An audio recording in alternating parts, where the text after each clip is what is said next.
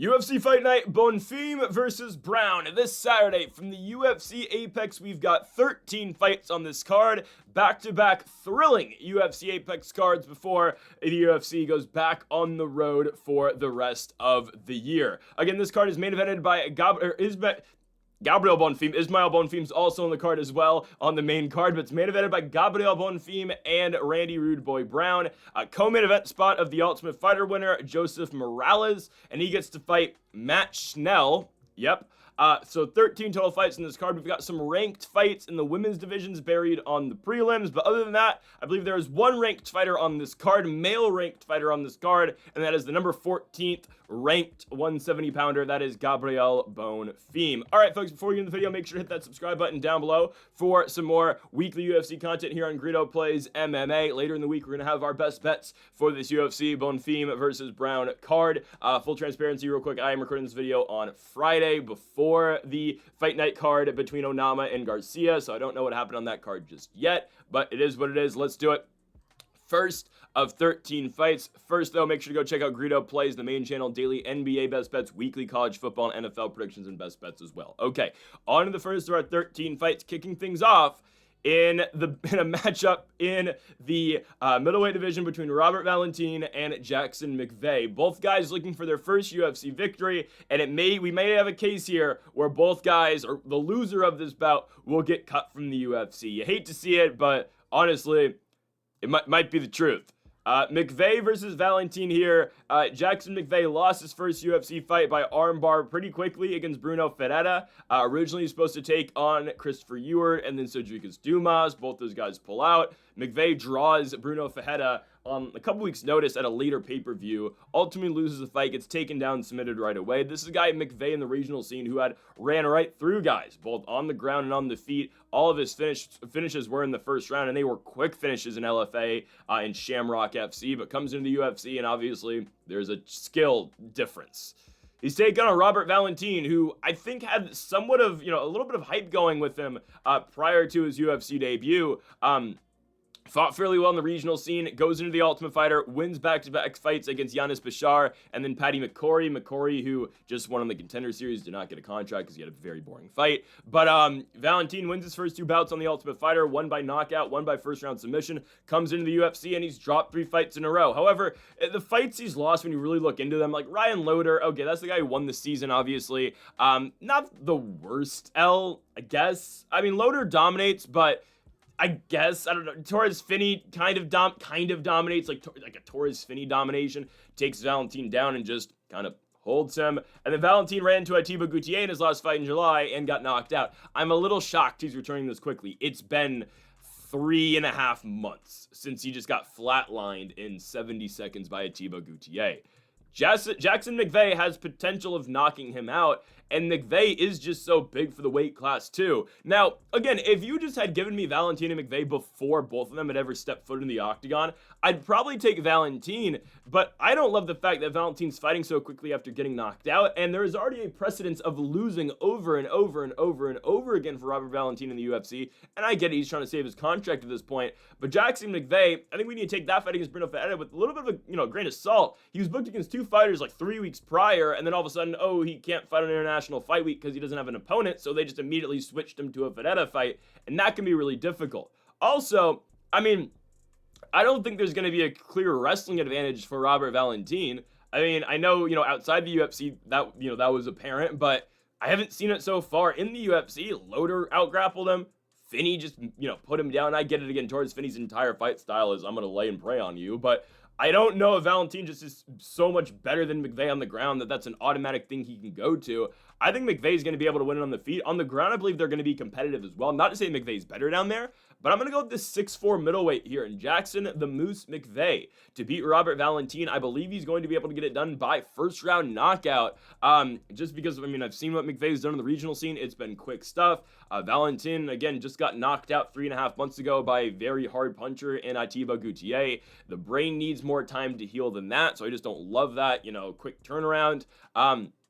I'm going to go with the American here. I'm going to go Jackson McVey to win the fight by first round knockout over Robert Valentin. I think he finds that shot early and he puts Valentin down. And unfortunately for Robert Valentin, that'll turn him into an 0-4 UFC fighter. Back to the regional scene you go.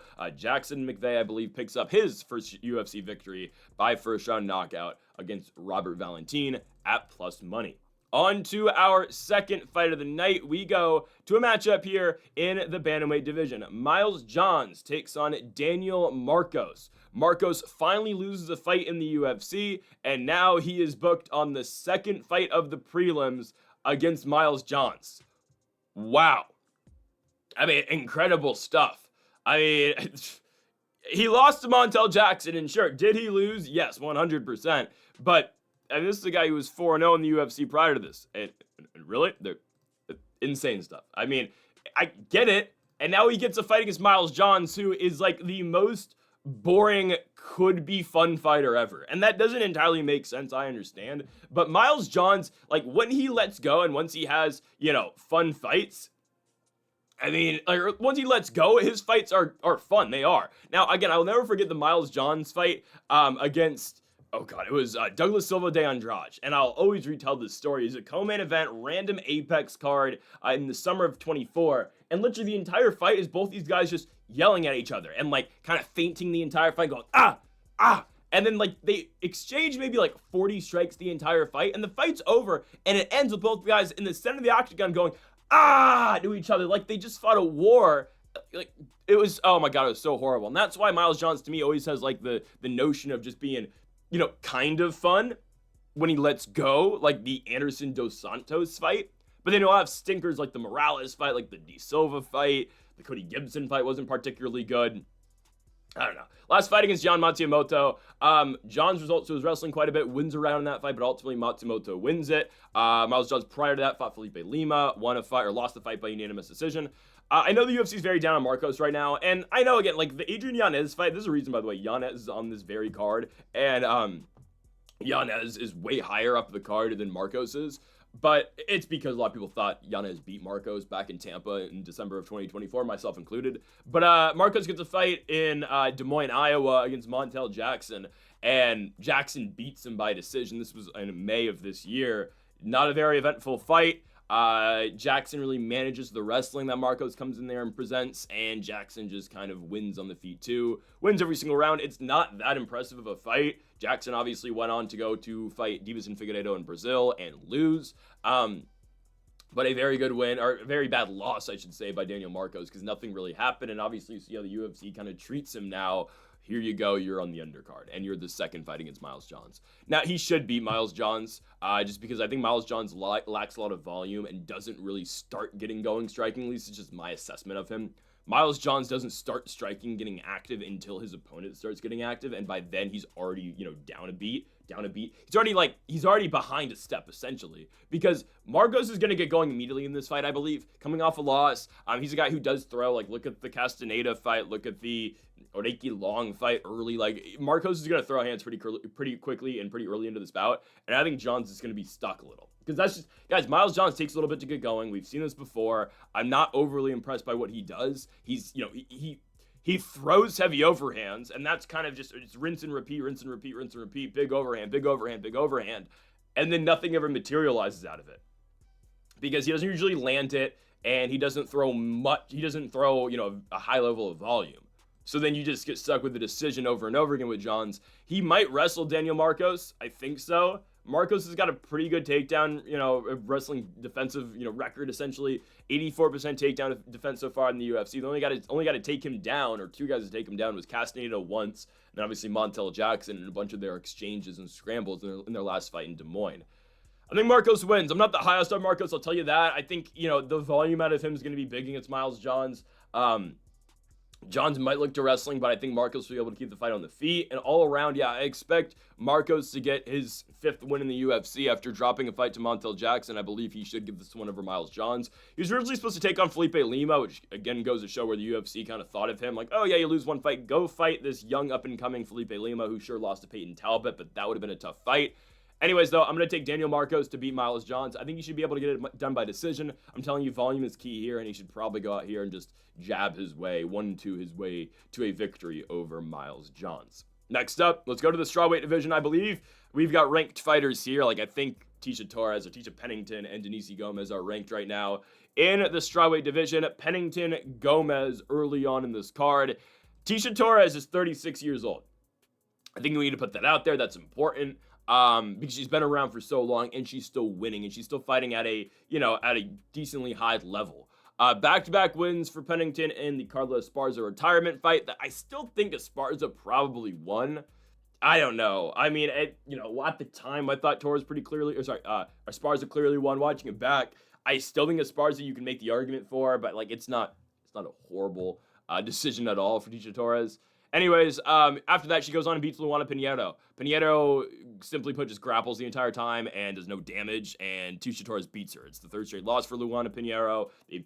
Fourth straight loss for Luana Pinheiro. They've continued to try to give Pinheiro big names after big names after big names after she did not beat Michelle Watterson. Like, she 100% did not win that fight. And they gave her Hebos, Angela Hill, Jillian Robertson, Tecia Torres, and she's lost 4 in a row. And I think she might be cut from the UFC. I don't know. But a good one for Torres, right? Or Pennington, excuse me. Pinheiro can't really keep the fight down. She can get Torres down, but Torres every single time just keeps popping back up to her feet. Tecia wins a 2-1 decision, winning the first and third rounds of that bout. Now it's a much difficult test in Denise Gomes. Denise Gomes is 5-2 in the UFC, with only losses being her first UFC bout to Loma Lugbumi and Angela Hill. But obviously, the Angela Hill test is one that's not everyone can pass. Now, Denise Gomes, since the Hill loss, 3 straight wins: Eduarda Mata, Karolina Kowalkiewicz, and an Elise Reed victory by TKO in the second round. Gomes throws hard. I will say this. She throws particularly hard for 115 pounds. She's already banked 3 knockdowns in the UFC and 3 knockouts as well. One back in Kansas City in April of 2023 against Bruna Brazil. One against Yasmin Jayargi at International Fight Week 2023. A huge upset victory where immediately Jayargi steps in the middle of the octagon. Bang! Gomes puts her down and puts her out. And then the knockout victory over Elise Reed, where again she drops Reed in that fight as well. So Gomes is a rare finisher at 115 pounds. Pennington, you know what she's going to bring. It's going to be a lot of speed. It's going to be, Muay Thai kickboxing base.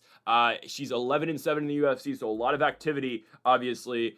She's fought the best names, do not get me wrong. She's fought the Zhang Weili's of the world, the Mackenzie Dern, who's now the world champion. She fought Mackenzie Dern just last year in 2022. Pre-pregnancy, Tecia Torres, I believe. Was that pre-pregnancy? I think it was. Fought Mackenzie Dern, and Tecia Torres won that fight. 100% Tecia Torres won that fight. And that was another one of the long list of, Mackenzie Dern didn't really deserve to win this fight, but they just gave it to her because she's Mackenzie Dern. And, good on her. We thought she was going to beat Jan Jehoba, and she did. Even though on Tapology, 20% of people thought Dern was going to win that fight. But Torres beat Mackenzie Dern. At least watching it back, felt like she won. Top of the Ricci fight's really competitive, too. Carla fight, again, I thought Esparza did enough, but I guess damage-based, sure. And then the Pinheiro fight, obviously Luana Pinheiro is not ready for prime time.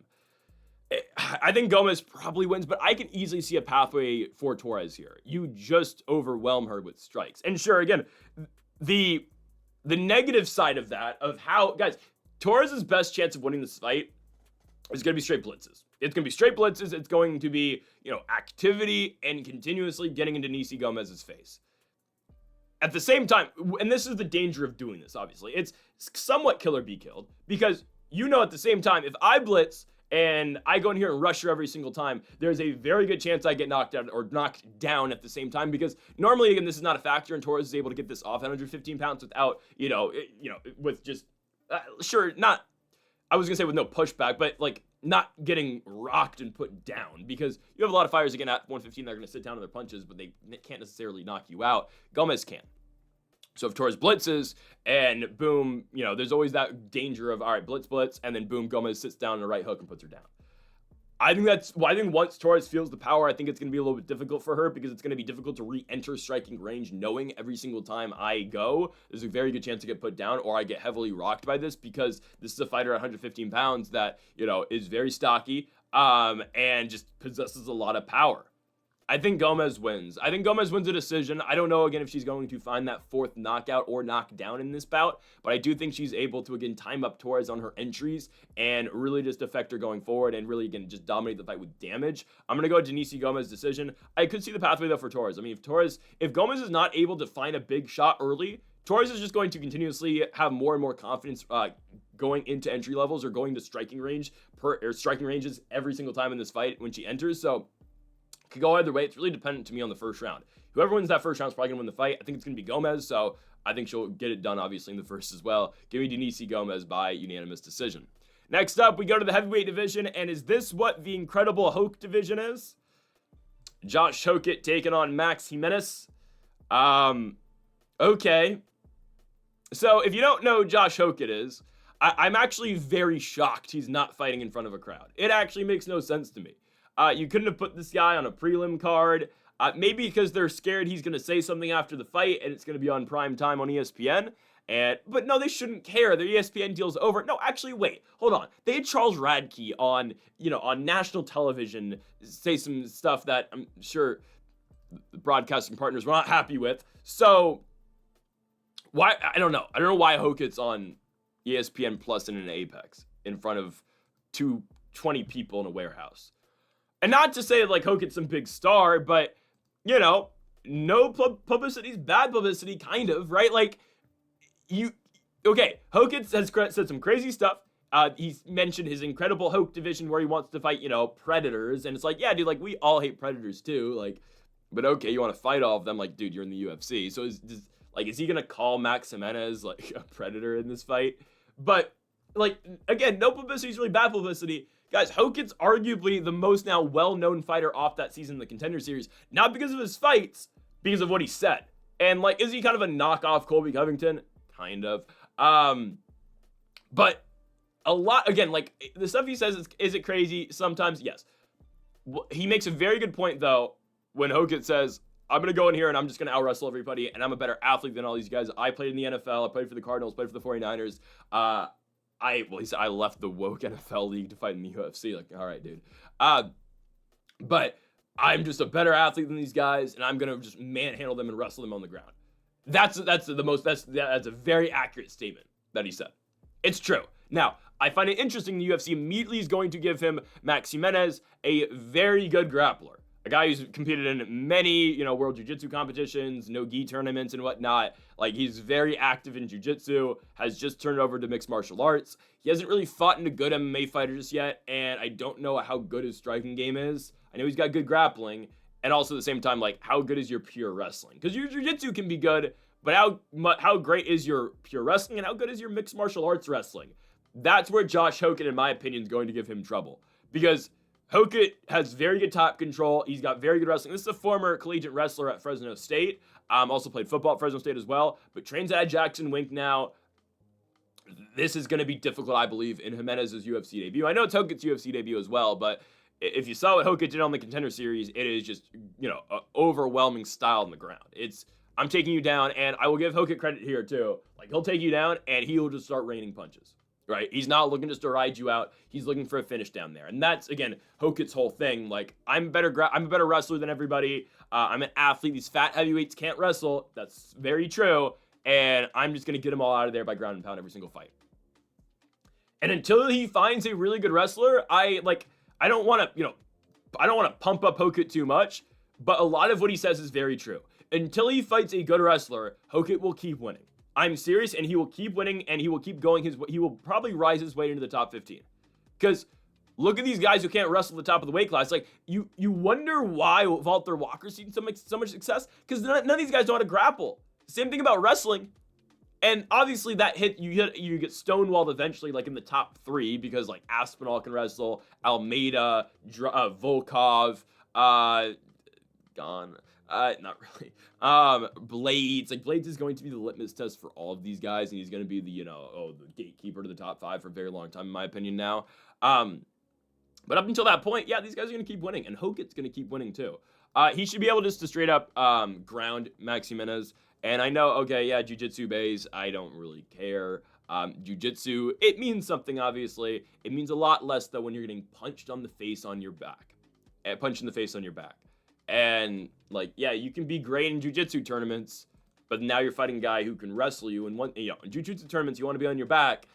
Now you're on your back against the guy who's raining down elbows. I don't love that.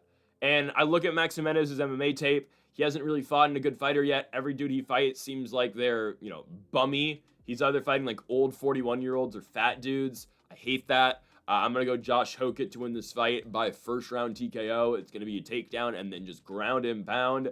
Welcome to the incredible Hoke division in the UFC. Yep.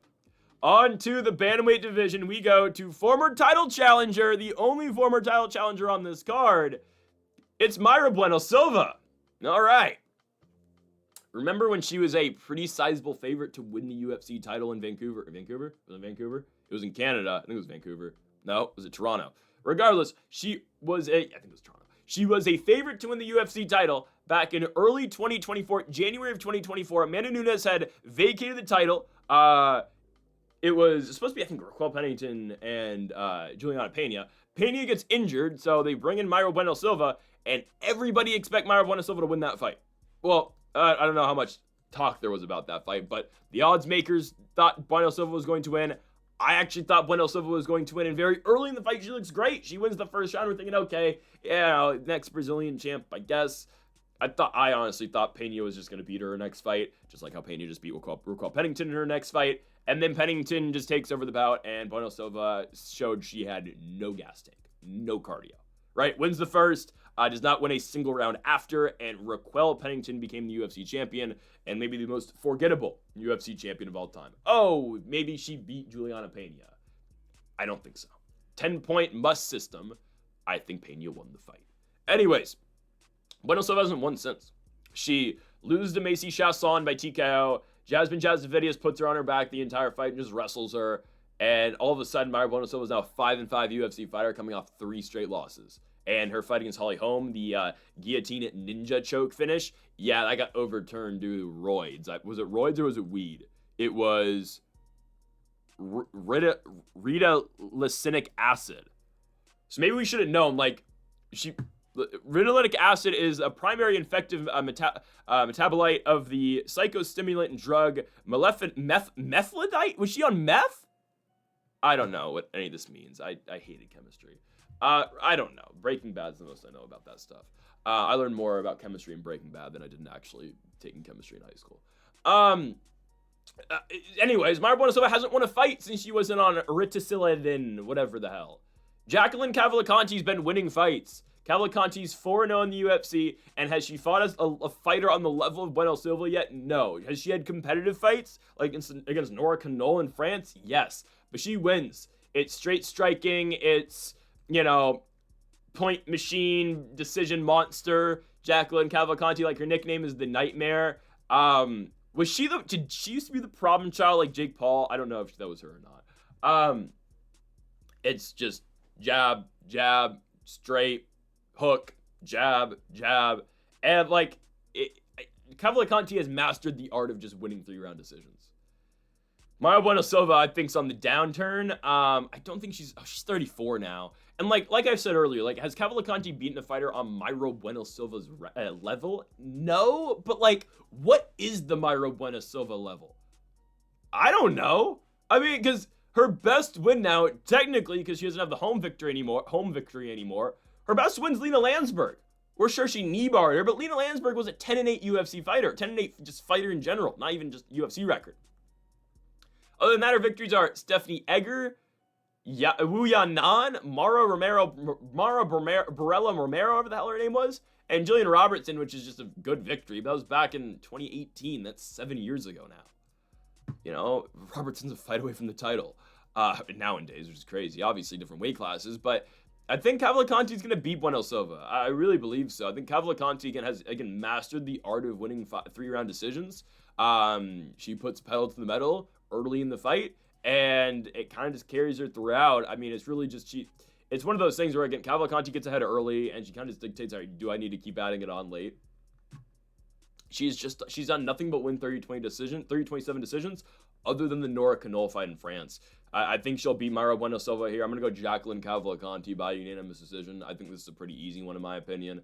Jab, jab, jab, straight. Mayra Bueno Silva does not want to fight this style of fight, and I think she's got no confidence in her wrestling anymore. She has not landed a takedown since the Pennington fight.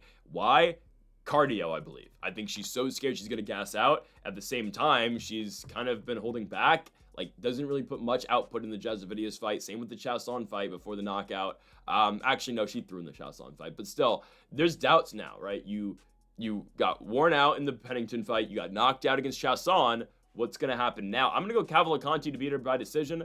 She can get knocked. It was a doctor stoppage, but still, I mean, that was a brutal cut above the eye. I think it was right here. Yeah, I'm going to go Cavalcanti here by unanimous decision over Mayra Bueno Silva. I think Silva might be done, guys, which I know it's a hard pill for us to swallow, but it's unfortunate. Yeah, Mayra Bueno Silva might be done in the UFC.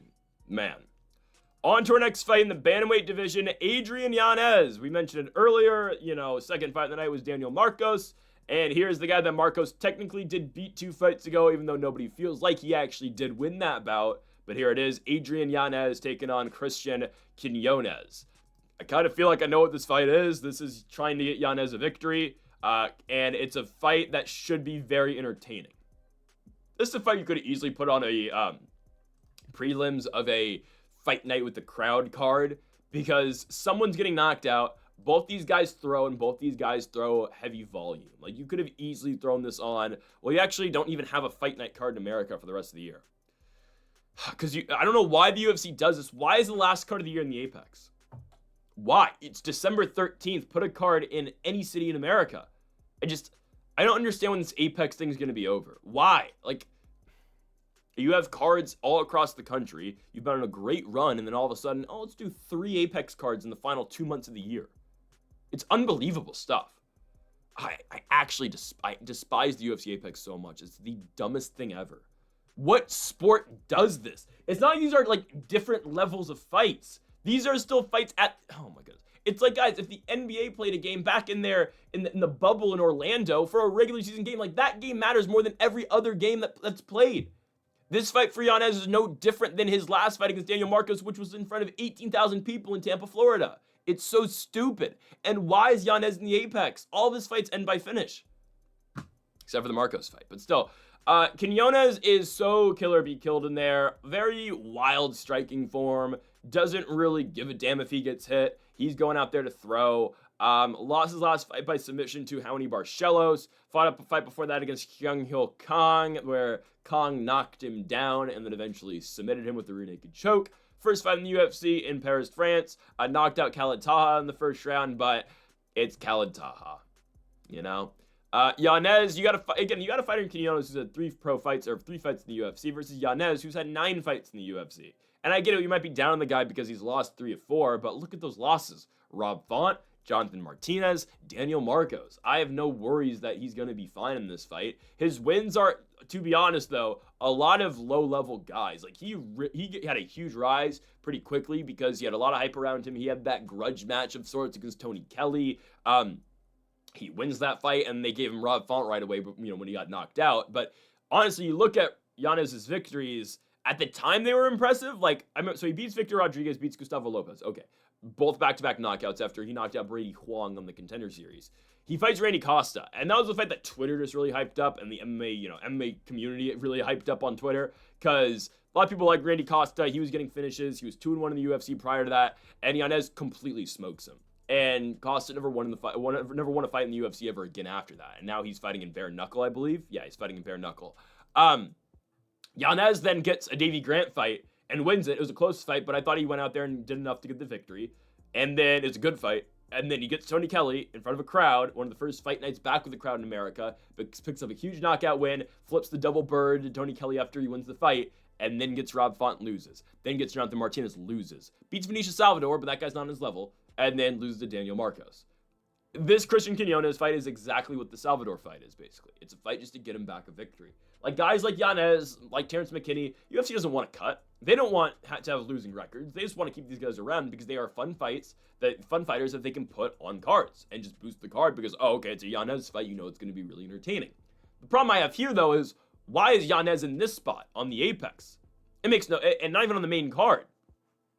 There's no fans to please for this one other than the ones who are watching on TV, but a lot of your fan base is probably watching other sports on November 8th, just because it's an Apex card, and like, there's no fans, there's no environment, it's just dumb.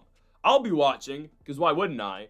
But anyways, I'm taking Yanez to knock out Quinonez. I know, Quinonez, he's been getting subbed. I don't care. He's not a very good striker either. He throws very hard, and again, that's why this fight's been made. And it's a guy, again, that, if the UFC is basically telling Quinonez here, like, all right, you haven't won a fight yet in the UFC. You are 1-2. You haven't won in a while in the UFC. You're 1-2. You haven't won since 2022. We're going to cut you if you can't win this fight. You don't really have to deal with the guy who's going to grapple you at all, because that's not what Yanez does. So if you can't be a striker and can't, win a fight like this, we don't think you can ever win a fight in the UFC. And sure, we gave you a high-level guy, but it's a guy that you know exactly what he's going to do. Yanez's boxer is crisper. It's better. He throws better shots. His straights are better. Everything is better than Quinonez. He takes less damage than Quinonez, even though, yes, Yanez takes a lot of damage at the same time. Yanez easily takes this fight, and he's going to knock out Christian Quinonez in the first round. Again, this is getting Yanez back on the winning ways. First round knockout victory for Adrian Yanez. They're calling him Yanez. Next up, to the featherweight division, we have got an even fight, close to even fight, as Amil takes on Jamal Emmers. Two older featherweights in this fight here on the featured prelim. Jamal Emmers, 36 years of age. Amil from San Francisco, California, but donning the Philippines flag, is 35 years of age. Two older guys going at it here. Someone's, got to make this top 15 push. I don't know. Like, Jamal Emmers has been just kind of around the top 20 for quite a bit. He'll get a fight that's, close to getting him there, and then he'll lose, and then he'll beat a guy, who's not on his level, and then he'll immediately get a fight closer to the top 25 again and lose. That sounded weird, but hear me out. Like, listen to Jamal Emmers' entire run in the UFC. Lost to Giga Chikadze, close fight, really close fight. Beats Vince Cachero, loses to Pat Sabatini, where that fight where Sabatini had a heel hook and Jamal Emmers had a toe hold, and we very quickly found out which submission's more effective. Emmers then fights Kushain Ashkabov, who was an undefeated Russian, 23-0, and there was nothing on him. And we're like, all right, I guess the 23-0 Russian's going to win, not knowing all of his fights tape was against cans. And Emmers beat him by decision. He then goes on to fight Jack Jenkins. So again, like, this is the Emmers, like, up and downs. Beats a 23-0 Russian. He's a plus 500 dog. Beats him. Loses to Jack Jenkins. Knocks out Dennis Bazukia. Loses to Nate Landwehr. Beats Gabriel Miranda. And now here he is against Amil. Amil's coming off his first UFC loss, in which he got knocked out in 26 seconds by Jose Delgado. Yikes. There was quite a bit of hype on Amil. He took the O away from William Gomes in the Apex. Yes, undefeated William Gomes, who we felt like they were always just keeping him around for France cards. He'd always get questionable decisions on France cards, and they just burned him in an Apex card and had him fight Amil. And he lost a split decision. Yep, Gomes got questionable decision after questionable decision. What does that lead to eventually? Oh, someone getting the big win over him by knockout in France? Nope. It led to Amil winning a split decision, and then he immediately lost to Jose Delgado. Yikes. I don't think Amil's bad. I think he throws really hard. I think he's got, very good volume. I just would have liked someone to knock out Gomes personally. Not because I dislike Gomes, but like, we never thought Gomes was the best. And eventually someone's going to get that rub of beating him. And it was, again, just a split decision in the Apex of all places. It was really not about Amil. It's just the fact that it was in front of absolutely no people, and probably nobody watched that card on March 1st, 2025. Emmers picked up a very good win over Gabriel Miranda. Multiple knockdowns in that fight. And again, Miranda is not a good striker at all. He is so one-dimensional, it's crazy. He's just a grappler, and he does not know what he's doing striking-wise. So Emmers knocked him out fairly early. The Bazukia win was great for Emmers as well. Can he knock out Amil, though? And is he good enough to knock out Amil? I don't think so. I don't know. I think Amil's on a higher level, personally. And I know, again, Emmers has some really big wins. I know Amil just got knocked out in June. I think he's good enough to win this fight, though. I do think, Amil, I hope he's learned his lessons from the Delgado fight. Delgado, again, just immediately goes up there and knocks him out in 26 seconds. But I've seen Amil get into back-and-forth striking fights with the William Gomeses of the world, knocked out Jiang Lee pretty quickly, beat Fernie Garcia. Like, I've seen him enter the fire and come out of it. And for Jamal Emmers, there has been a very clear trend that has already been set with him For Emmers, it's been win one, lose one, win one, lose one. Like, legitimately, his entire UFC career has been the same thing. He's been a 500 fighter. He's 4-4 in the UFC. And again, it's been lose one, win one, lose one, win one. His last fight's a win. I believe here the loss comes. I mean, legitimately, a pattern's already been set. We know what to expect right now to Jamal Emmers. I think Haider Amil stylistically matches up fairly well with him. I mean, again, expect an all-action striking fight. In an all-action striking fight, I think Amil can get it. I think Emmers might be able to land that shot, and that's his best chance to knock out Amil. But as this fight gets dragged deeper and deeper, and Amil's pouring on the volume, that's where I believe he can take over. So I'm going to go Haider Amil to beat Jamal Emmers. I believe he gets it done by unanimous decision. And again, Amil picked up a huge victory in the Apex against William Gomes. I think he can do it here against Jamal Emmers. I'm going to go Haider Amil by decision over Emmers. Could see a finish, but I'm going to go with the points here for the 35-year-old Haider Amil. On to the middleweight division, we've got a very good one to open up the main card, and surprised again, this is pushed to the Apex. But I guess, again, somebody's got to fight in this warehouse. CLD, Christian Leroy Duncan, takes on the 14-1 Brazilian, Marco Tulio, who is undefeated 2-0 in the UFC, and this guy is very good. Back-to-back wins over Ihor Potieria and Tresean Gore. Again, he has not been able to fully showcase just how good he is because of the level of competition he's just fought so far. That's no fault of his own. But CLD is also very good. I mean, these are two very good up-and-coming guys. CLD's 30, sure, but again, he feels like he's kind of on the cusp of the rankings. And I'm telling you, if Tulio wins, they're going to push him to the rankings too. These are two guys that are just right there. Winner probably gets a top 15 fight next, and they're fighting each other first. This is good, because CLD, man, coming off a victory over Eric Anders. I know he has lost to Gregory Rodriguez in there, and he randomly lost the fight to Arman Petrosyan in June of 2023, but he's been picking up victories. He's won 4 of 5. Dennis Tululin, Claudio Ribeiro, lost to Gregory Rodriguez, wins over Andrei Puliev and Eric Anders, and the Anders victory, man, spinning back elbow win in August just a couple months ago, winning on that Dolidze Hernandez card in the Apex. They keep CLD. They said, great first round knockout, spinning elbow. Welcome back to the UFC Apex. Marco Tulio, though, man, this striking game out of this dude is just insane. He knocks out every single guy he fights, to the point where if I'm CLD, I think he might have to wrestle. Like, I like Leroy Duncan striking. I think he's very capable on the feet. I don't know if I like it against Marco Tulio, though. I don't know if I do. Guys, Marco Tulio hits like a truck, and he's a flashy striker. He presents so many different angles when he strikes. Ooh, this is dangerous. It's just, again, because I'm telling you, like, watch Tulio fight. He styles on guys. I mean, it is hard to go 15 minutes with this guy on the feet. The only guy to do it in a while is Yusri Belgri, the Pereira's guy who just beat Bekoyev by third round TKO, surprisingly. But I mean, I guess a 6'6" middleweight works. That's the only guy in a while to go to the distance with Tulio. Everyone else he knocks out. Knocked out his last fight in LFA, knocked out his second fight on the Contender. Potieria put him down, Tresean Gore put him down. This should be good. I mean, the thing is, I just feel like Leroy Duncan's going to get beat to the punch every single time. I believe so. I just think Tulio's better. I think Tulio's got better shots. I think Tulio's quicker. I think Tulio's faster. And I just feel like it's a very difficult ask for CLD to win this one. I don't love the straight wrestling game in a Christian Leroy Duncan. It's not, that's not something that's, he's gone to it once in the UFC in the Ribeiro fight. It's not really what he does. He's a striker, and unfortunately for Christian Leroy Duncan, I just feel like he's outmatched here because of how quick Tulio is, how hard Tulio hits. Yeah, it's a difficult fight.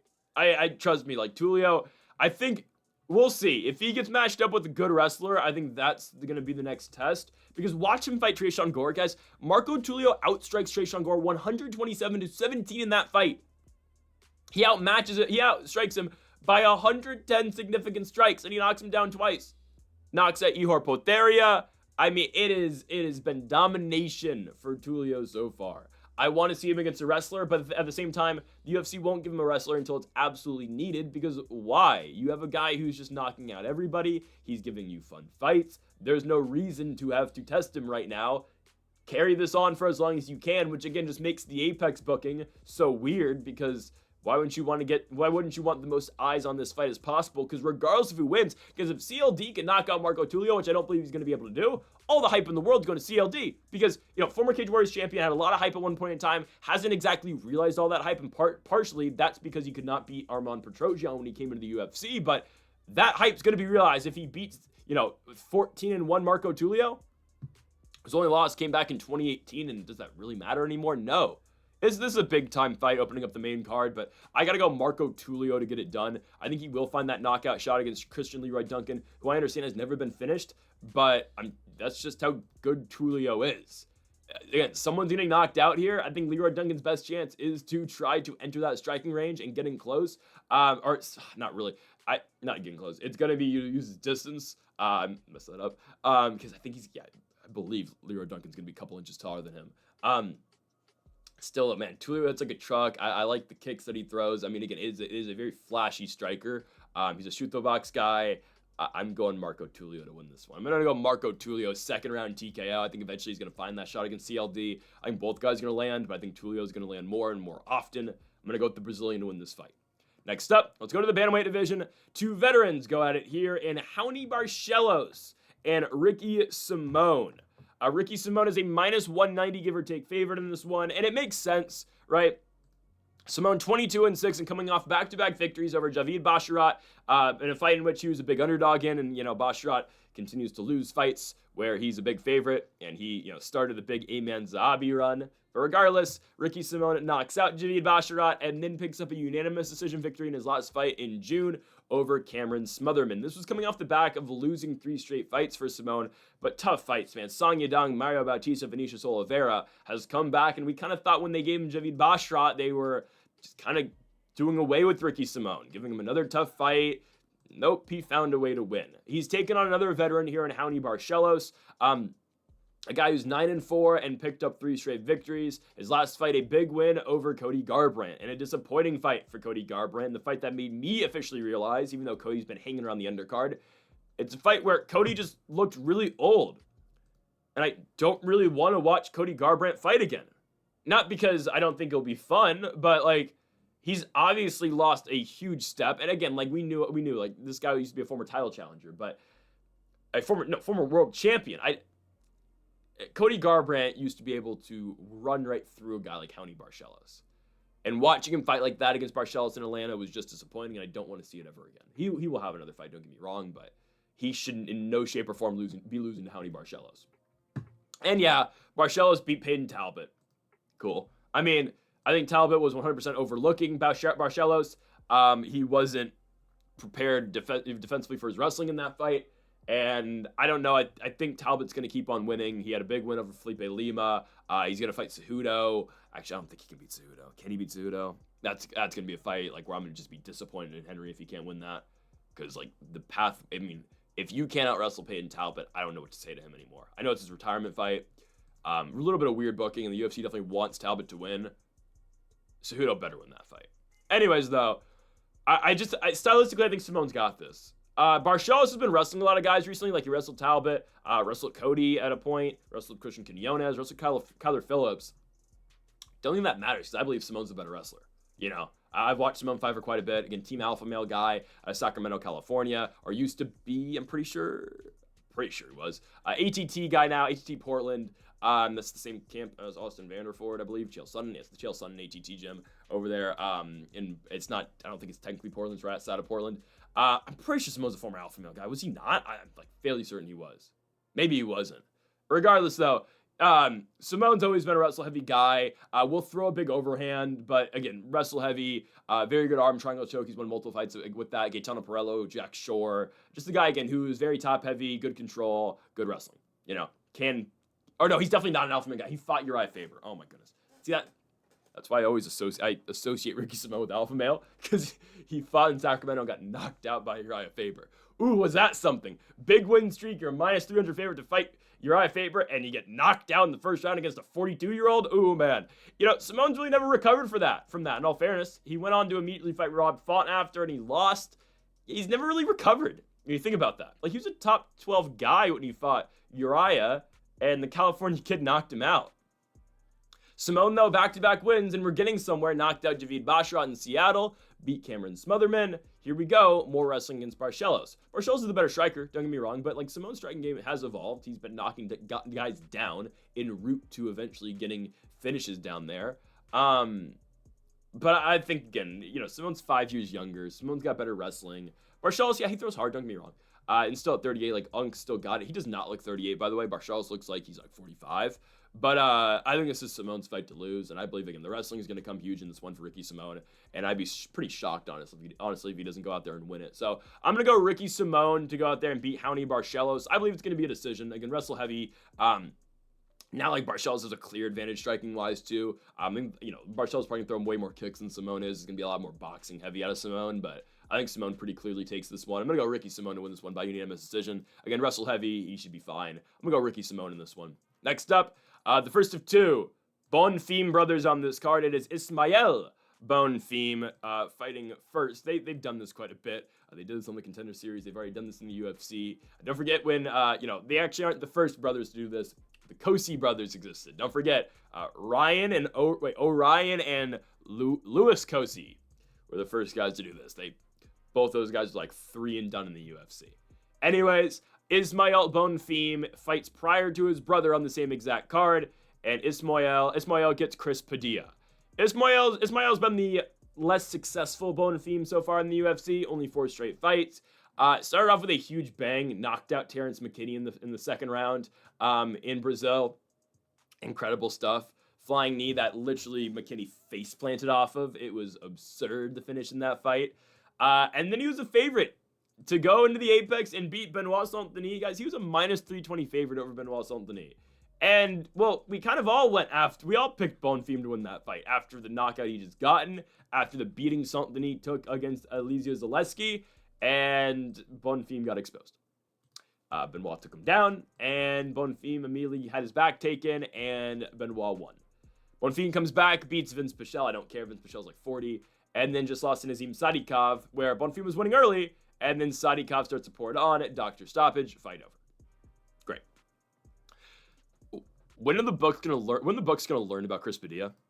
Chris Padilla has been an underdog in 3 straight fights in the UFC, and he's won every single one.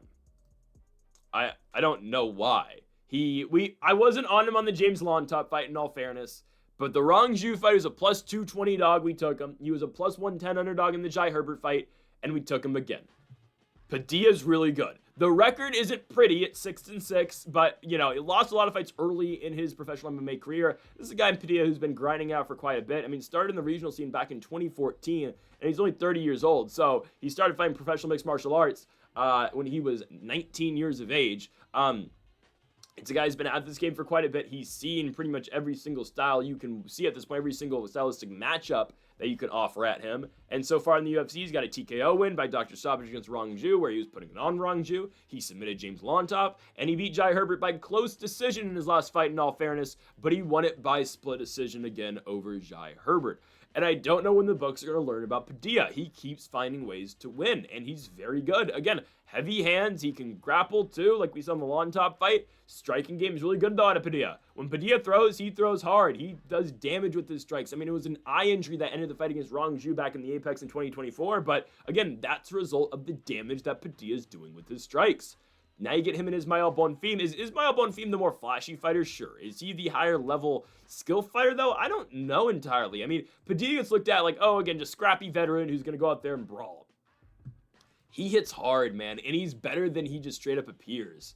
I watched Bonfim, and I'm like, I get it. Like, the Salikhov fight, he's winning early, but then, loses because of the doctor's stoppage. The Benoit fight, nothing really happens until the takedowns. But who has Bonfim ultimately beaten? A 40-year-old Vince Pichel and Terrence McKinney, who I like a lot. And McKinney, again, I'll put in that category that we did earlier with Adrian Yanez. Yanez is higher level, but still, like, where the UFC really wants to keep these guys around and have them winning fights because they can always be on high-level profile cards like International Fight Week, and this fight's going to deliver. I don't know if we can be all that impressed with Bonfim just yet. And really, this is the fight where we're going to know. Because Padilla's kept winning in the UFC. He's 3-0. Yeah, the Herbert fight wasn't great, okay? Razor-thin fight. I thought, nothing really happened early in the first and second rounds. I thought the most eventful round was the third round. That was won by the Black Country banger in Jai Herbert. But ultimately, it's a 10-point must system. So, you got to give the first 2 rounds to somebody. And those rounds, even though they weren't that eventful, they were won by Chris Padilla. Will Padilla wrestle Bonfim? I think he may. I mean, we watched the Benoit fight. Benoit struggles to get that takedown initially. But eventually he does and gets the submission. It'll be there for Padilla, I think. Like, I think it'll be there for him to attack. Will he get it? I don't know. Striking-wise, though, I think Padilla's fine with Bonfim, man. Truly, like, I'm not that impressed with Bonfim. I think Padilla can be first in this fight. And I've seen Padilla go out there and see a lot of success already in the UFC. He's 3-0, taking on a 2-2 Bonfim. And sure, again, like, oh, you know, Bonfim was a better prospect. He came up through the contender, you know, way more flashy wins. Sure, Padilla gets it done in dirty fights. And I think he's going to win this one. I'm going to go Taco Chris Padilla to beat Ismael Bonfim to go to 4-0 in the UFC. Get Padilla a ranked fight next. 4 fights in the UFC, 4 straight underdogs, and we believe it's going to be 4 straight underdog victories. Going to be Chris Padilla to beat Ismael Bonfim by unanimous decision. On to our featured fight of the night in the welterweight division. We have got 41-year-old Muslim Salikhov. The king of Kung Fu keeps on winning, and he gets the doctor, Uros Medic. Medic coming off a victory over Gilbert Urbina by knockout. Muslim Salikhov coming off a victory over Carlos Leal in Abu Dhabi. A very surprising victory over the very hyped up Carlos Leal, who may or may not have been on steroids. But still, Salikhov says, I don't give a damn about those roids. Knocked that dude out in the first round as a plus 400 underdog. Insane stuff. Salikhov's now won 3 consecutive fights, and my mindset always on Salikhov has kind of been, eventually he's going to slow down, because I'll be honest with you, I've picked against Salikhov in his last 4 fights, and Randy Brown did beat him where he knocked him out, and that's when I kind of thought it was over for Salikhov. You're 40 years old, you're coming off a knockout loss, comes back 5 months later and beats Santiago Ponzinibbio, then beats Song Kenan by spinning wheel kick, and then knocks out Carlos Leal somehow, some way in 40 seconds in Abu Dhabi over the summer. And now he's back to take on Uros Medic. And I'm like, this is my, dilemma here. Do I keep picking against Salikhov? Because, like, again, I feel like eventually he's going to lose. He's 41 and he's taking so much damage. Guys, his kickboxing or his kung fu looks great. The spinning stuff he's throwing, the power, he sits down on that counter that he lands on Carlos Leal and puts that dude out cold. It's insane. Unk still got it. But for Uros Medic, again, a huge victory over Urbina in his last fight. Knocked Gilbert Urbina out in the first round. He is, a 5-3 UFC fighter, though. Came in, right, beats Alon Cruz, loses to Jalen Turner, knocks out Omar Morales, knocks out Matthew Semmelsberger with the spinning back fist. That was something in Utah. Loses to Murtabek Orbalai, gets submitted, then beats Tim Means by knockout, gets knocked off at Puna Soriano, and then knocks out Gilbert Urbina. I might do it, man. I might take Salikhov here.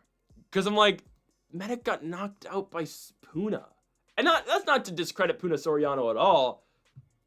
Like, Salikhov's knocked out 3 straight guys. And, like, I think Salikhov's right there with Puna Soriano right now. And really, when you look at Medic's victories, okay, Gilbert Urbina was never really a UFC guy. Only really got put in the UFC because, because he got to fight Brian Battle in the Ultimate Fighter finale when Trayshawn Gore tore his ACL. So by way of, being the backup guy and losing the semifinals, he gets a fight in the UFC. Lost, obviously, to Brian Battle, but then beat Orion Cosey and then back-to-back knockout losses. Okay, so that's one of Medic's victories. Tim Means, the Dirty Bird, was 40 years old when Medic knocked him out and way past his prime, obviously.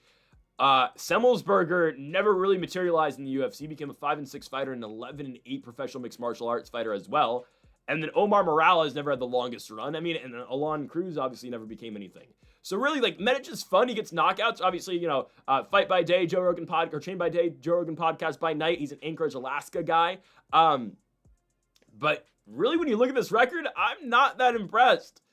Again, the wins are, like, the wins themselves, like going out there and the style in which he gets those wins are great. The resume, though, and the guys he fought, they're not the greatest. Muslim Salikhov, though, continues to knock guys out. Song Kenan, Carlos Leal, like, he can't call it a fluke anymore. Like, oh, the old guy just keeps knocking guys out. Well, no, because it keeps happening. Guys, I think Salikhov's going to knock out Uros Medic here. I think so. I mean, we have already seen Medic knocked out in the first round just this year. It happened in January. They first exchange, Puna puts him down and knocks him out. A little bit of a surprising result, don't get me wrong. Medic was a pretty sizable favorite in that fight. And he's a favorite here too, but guys, there's a lot of playable underdogs in this card. We just went over one with Padilla. This is another one, Jackson McVey at the beginning of this card. This is another one right now. I believe, and there's going to be another one later on the card. I think Muslim Salikhov is going to get Uros Medic. I think he's going to knock him out. I think so. 41 years of age, still at this age. Salikhov shows he's got a pretty solid striking base, still obviously. He throws a lot of different attacks. He spins. He throws a lot of different angles at you. And he's just a difficult guy to prepare for. I know Medic won his last bout, but it's Gilbert Urbina. That feels like, again, just a tune-up, kind of can-crushing fight. And the loss to Soriano really sticks out to me. I'm going to go with the King of Kung Fu, man. Give me the 41-year-old Muslim Salikhov to knock out Uros Medic in the first round. Again, Unk still got it. Give me Salikhov in the first round to beat Uros Medic. Next up, let's go to the flyweight division. Oh, wow. This is not one of the playable underdogs. I'm sorry it's not. Matt Schnell. Oh, wow. Matt Schnell's back. I'll tell you exactly what this fight is, guys. Company man, by the way, Matt Schnell. He loves his job in the UFC, and he loves his employer. Retired, and, wasn't too disappointed he retired because, we're human, and you can be empathetic to things like this, but at some point, it's just like, okay, whatever. But I hate watching a guy continuing to get knocked out and punched in the face and just straight losing fights. Because that's what Matt Schnell became. He became a zombie in there, but not like the good zombie, like Korean zombie, where, he's just going to throw back and they're going to be wars. No, it just became Matt Schnell gets knocked out every single fight. And how much damage does Matt Schnell take? So he retires after losing to Durden. We didn't really take much damage. He was competitive, and then Durden submitted him, and then somehow he got the idea, you know what? I'm going to come back. Okay. He beats Jimmy Flick, because Jimmy Flick did not know how to impose any damage on another human being. So it was a battle between Schnell and Flick, two guys who actually had both retired at one point in time, and they fought each other. Okay. And Schnell wins. So you know what? If you're Matt Schnell, go out with the win. You got one. Nice. You finish your UFC run 7-7. Great. Nope, he's back. And the UFC says, all right, go fight a co-main event against Joseph Morales, who just won the Ultimate Fighter. I know what this is. We all know what this is. They want to take advantage of Morales, who just won the Ultimate Fighter, beat a good guy in Alibi Aegidus, who they also signed, by the way, and good signing too, I believe. I think both these guys are going to be good in the flyweight division. Obviously, Aegidus was a pretty big favorite. But Morales wins. He gets the triangle choke. Aegidus wins the first round. Kinda. No, Morales wins that first round. Aegidus is out striking. Morales takes him down and holds him down. Second round, again, Morales is seeing a lot of success striking-wise. Eventually gets that triangle choke and wins the fight by second round sub. Morales' striking isn't bad, though. But I know what this is, right? Morales just won the Ultimate Fighter. They want hype around him because obviously he just won their show that unfortunately nobody really watches anymore, just because, the coaches don't fight anymore, like both on the show and outside of the show. It's not on cable television anymore. It's like not on Spike anymore, obviously. It's not on FS1 anymore. And also you have the Contender Series where guys can literally fight one fight and get in the UFC rather than having to win 2 fights plus a finale fight over the course of a 12-week season. So, that's the problem with the Ultimate Fighter right now. Again, is it still a good concept? 100% did it save the sport of mixed martial arts at one point in time? It did. It's not what it used to be. Just because of the Contender Series. And I love the Contender Series. The Contender Series is one of Dana's greatest ideas ever. I'm so serious. Anyways, Morales will beat Matt Schnell. Regardless, I think Morales can knock him out. I know Morales is not a straight power puncher, and there's not many guys at 125 that are, but Matt Schnell makes guys look like power punchers at 125 pounds. Mateus Nicolau is the greatest example. When does Mateus Nicolau go out there and knock a guy down multiple times? He just doesn't do that. And Matt Schnell, Nicolau, I don't think has a knockdown in the UFC other than the multiple knockdowns he got against Schnell. And sure, Urseg knocked Schnell out. The fight where Tanyoni went up to Schnell in his corner and said, ooh, just wait till you see a replay of that one. Your head just bounced off the canvas. I'm like, dude, guy just got knocked out cold, doesn't know where the hell he is. And Tanyoni's laughing, hey, just wait till you see that replay. You were knocked out bad, man. What? So normally I wouldn't think, maybe, Morales on paper can't knock anybody out. It is Matt Schnell. And his chin is just gone. And it created for a great moment and a great win on Long Island against Sumadarji. But, and he came back and won.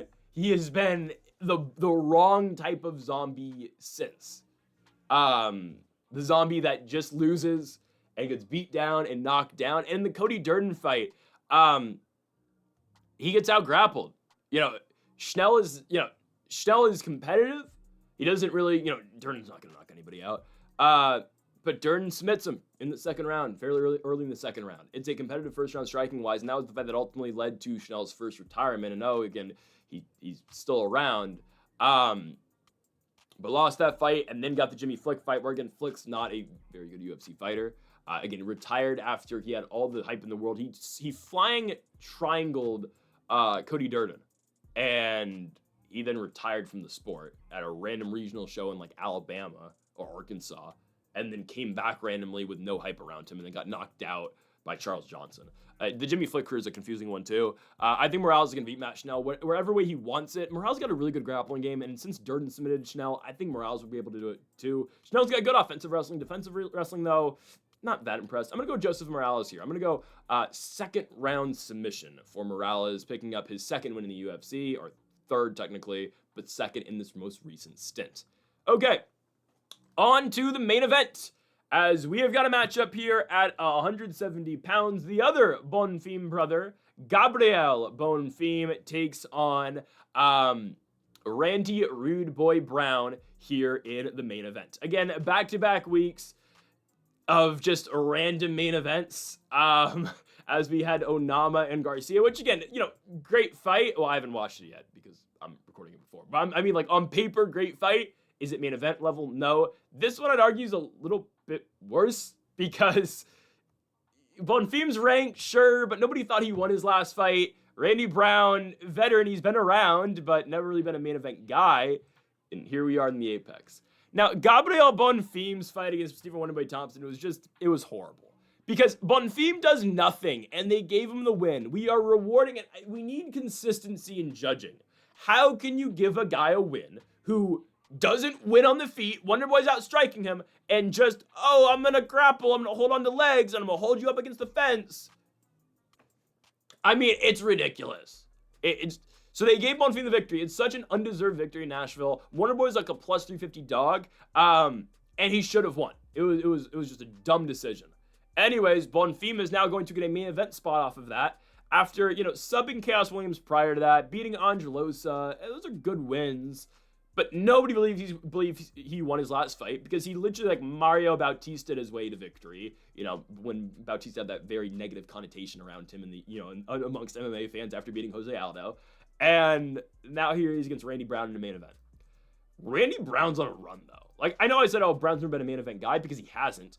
But Randy Brown's been winning. He's won 4 of his last 3, and you can really make the case he should have beat Brian Battle, who's now, fighting in random boxing promotions or whatever. I don't know what's going on. I know he fought a couple days ago. But Randy Brown arguably should have gotten the fight against Brian Battle, loses it by split decision, but a winner in 4 of his last 5, beating Wellington Turman by decision, knocking out Muslim Salikhov. We're going to be talking about that big run Salikhov goes on. Well, Randy Brown knocked him out prior to that big run.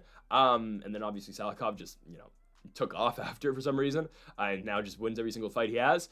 Brown then beats Elizos Lesco dos Santos, and has the fight against Battle, and then just went out and knocked out Nicholas Dalby in a pretty fun fight back and forth until eventually Randy Brown gets that finish early in the second round.